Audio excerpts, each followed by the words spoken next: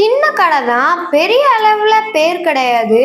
ஆனா இப்போ அந்த கடையோட பேரை சொன்னாலே எல்லாருக்கும் தெரியும். அப்படிப்பட்ட இருட்டு கடை அல்வா பத்தி தான் பார்க்க போறோம். ஸோ வாங்க வீடியோக்குள்ள போலாம்.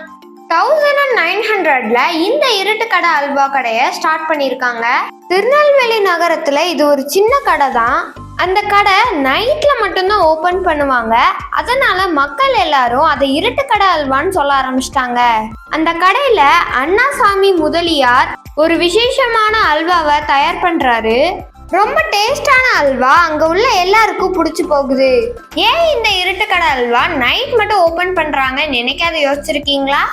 ஏன் அப்படின்னு பாத்தீங்கன்னா, திருநெல்வேலியில பகல் நேரத்துல வெயில் அதிகமா இருக்கும். ஆனா நைட் அப்படி கிடையாது.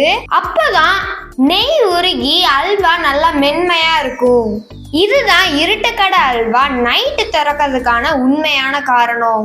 இந்த வீடியோவை நீங்க திருநெல்வேலியில இருந்து பார்த்துட்டு இருக்கீங்கன்னா daily fact subscribe and follow பண்ணுங்க. தேங்க்யூ ஃபார் வாட்சிங்.